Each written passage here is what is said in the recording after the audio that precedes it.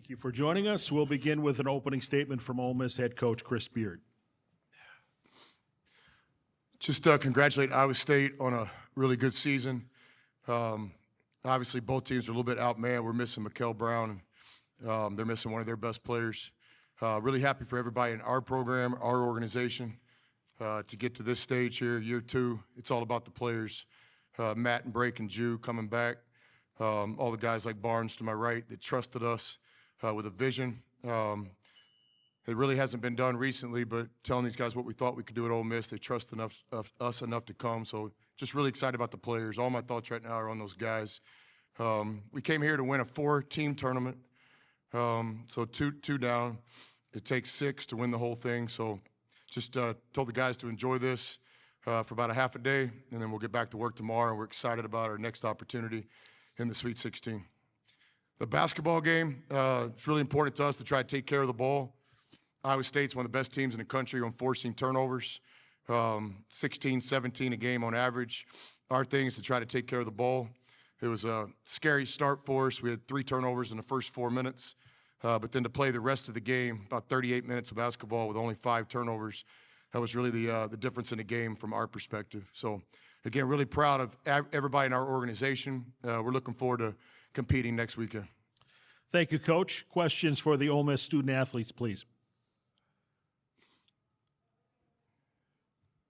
For either of y'all, but Matt, I'll start with you. Chris, the other day after North Carolina, when I talked about the poise y'all had to kind of withstand that second half run, and acknowledging kind of a little slow there at the start. Just what is the poise of this team to handle these moments at this time of the year? I think we can credit that to the veteran leadership that we have. We have a lot of veteran guys, a lot of seniors, a lot of guys who played a lot of college basketball. So, and then we also put an emphasis on winning time, the last few minutes of the game, just taking care of the ball, executing, whatever the coach is calling, trying to get the best shot we can. So I could just credit the coach for challenging us in practice to win in those moments and just us going out there and executing it.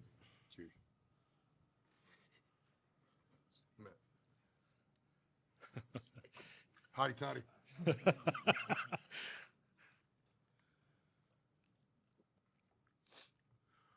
For both players, Chris referred to the first few minutes as scary. They jumped out to an 8-point lead. After that, you guys dominated the game. Was there something that you kind of settled into? Was it just something you guys talked about, or what do you sort of attribute that to? I think it's just, us just settling into the game. Iowa State, just wanted to turn us over, but we kind of came out a little sluggish. But once we settled in, we just, played our game, played our tempo, executed on offense, executed on defense, and then, we just had our foot on the gas from there. Just like he was saying, the big thing was we had too many turnovers the first few minutes. Our goal is to always have 8 or less turnovers, and Iowa State is the team that forced 16, 17 turnovers a game. So I feel like once we started taking care of the ball more, we was able to settle in and was able to play.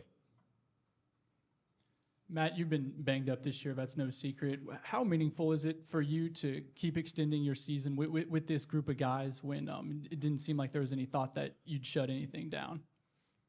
Man, it means everything. Just being hurt and just being able to go out there and still be able to affect winning with this team at a high level, it means everything.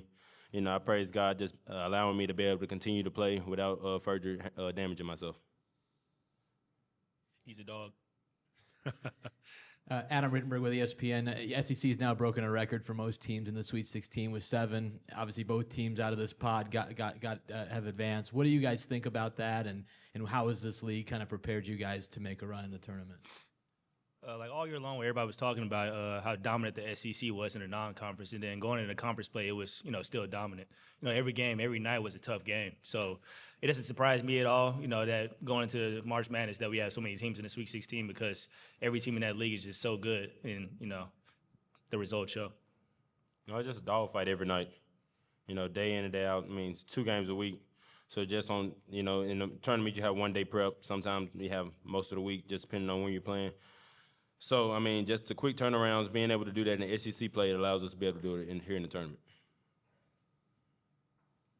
Steve McGargy, Associated Press. For Matthew, just started this, what gave y'all confidence going into this season that y'all could do what you've been able to do? This was something that had been really done a whole lot at Ole Miss. Looking at the guy right there. Every day he instills confidence in us, and just we all trust the work we put in, just the process day in and day out, the consistency of it. never taking each day for granted, trying to maximize our 24 hours. So, every day we just work and we let the work show. Mike Severson, Marquette Wire. So, question I have for you guys, both of you, Matt and David. So, this veteran group coming together throughout the course of the last couple seasons, what's one thing that stands out to both of you guys about that? I think is everybody just buying in, coming in with all these transfers into Ole Miss and, a lot of guys from different areas, different colleges, different teams. And then once we get it all together, how we all just bought into our roles, to our game plan, what coach had for us. And then ultimately the results just show how once everybody buys in that we can win. Now, buying in was definitely a big thing, in this world of transferring now. People are transferring for their certain reasons, but I feel like everybody that came to this program, we all came to this program with one meaning, and that's to win. And most of the guys haven't been to the tournament. To be able to make a run in the tournament is something special for all of us. Thank you, student athletes. Appreciate your time very much. Questions for Coach Beard, please.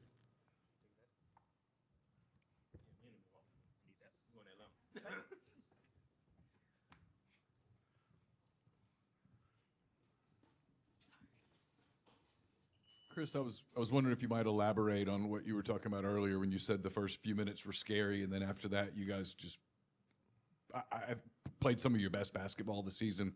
What do you think sort of led to the switch? Yeah, just kind of a disappointing start because we spent a day and a half talking about some offensive spacing and objectives, and we just kind of did quite the opposite early. But give the guys credit. We got a poised group. They allow me to be me. Especially Juju, he always kind of calms me down. So, no, I thought we did a good job executing the game plan for probably 35 of the 40 minutes. And certainly a big part of the game plan was to try to take care of the basketball. Chris, you've obviously coached in the Big 12, really good league. Now in this league, having this type of output in the tournament to get in, but then the advancement to the next weekend, what does that mean just as an SEC coach? Yeah, it's really not about me. It's just about these players. I mean, we got guys that have played 4 and 5 years of college basketball and given everything they could have possibly given, and just haven't played in the NCAA tournament yet. So, and we felt that pressure. We were kind of a, win or bust team. Like we set the objective really high. We want to go in the tournament. We want to have a good seed. We want to be one of those teams that has a chance to win the tournament. And Ole Miss winning the tournament, I don't know. Probable? No. Possible? Absolutely. Right now with our team, we're watching the Coach Valvano special. We're not done yet, and the players are like, when are we going to finish? I said, we're going to finish on Sunday night, right before the Monday game. So it's not arrogance, but it's absolutely belief. If I didn't believe this team was capable of continuing to win games in this tournament, then I shouldn't be the coach at Ole Miss. So, but this is all about the players. These guys have really bought in. They've been an unselfish group since the first day of summer. And just to see their hard work pay off, it's really rewarding. Chris, you said these guys let you be you tonight. Has this team sort of adopted your personality? Have they become more like maybe the way you are? I think above all, I'm very competitive. I think above all, I don't try to think of words. I don't really care about people's feelings that I have a relationship with. So with the players, kind of a direct teaching. So, these players have allowed me to do that. Just like as a coaching staff, we've tried to reach the guys in the best way we can reach them. Some of these guys need that. They need the hard, direct message. Some of these guys need some kind of poise and confidence in moments. But I would say it's an accurate statement. These guys have allowed our coaching staff to coach them. And I think our staff's done a pretty good job allowing each guy in our program to be the best version of themselves as individuals as well. Chris, I guess kind of going off that, even from November, you've coached Dia really, really hard from what I've seen. Is with how he played tonight, has that paid off? He seems to really respond to how you coach him. Yeah, I thought Dia played great tonight.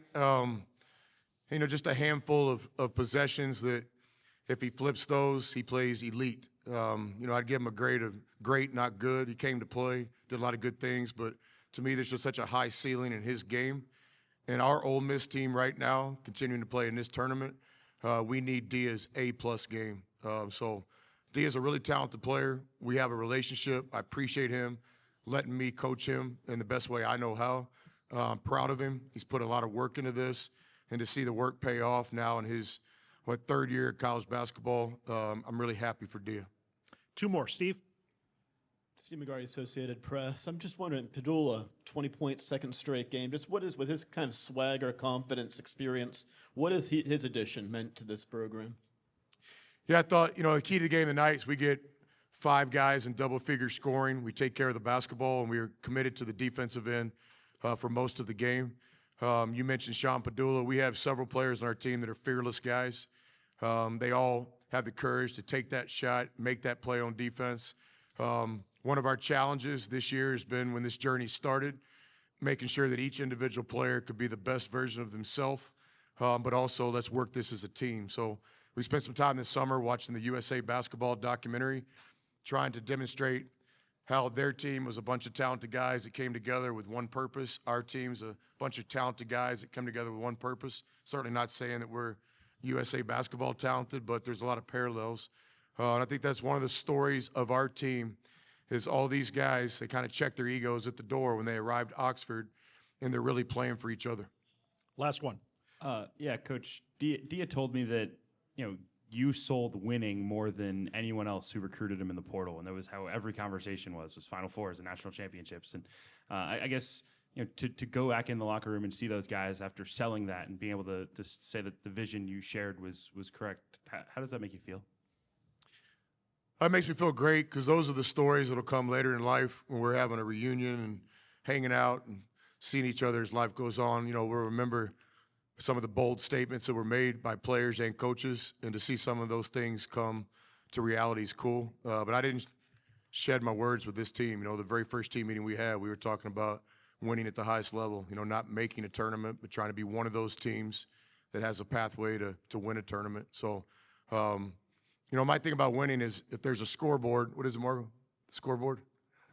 If there's a scoreboard on, then you ought to try to win. So we do a lot of that in practice. Everything we do is competitive, and that's one thing I really try to get across.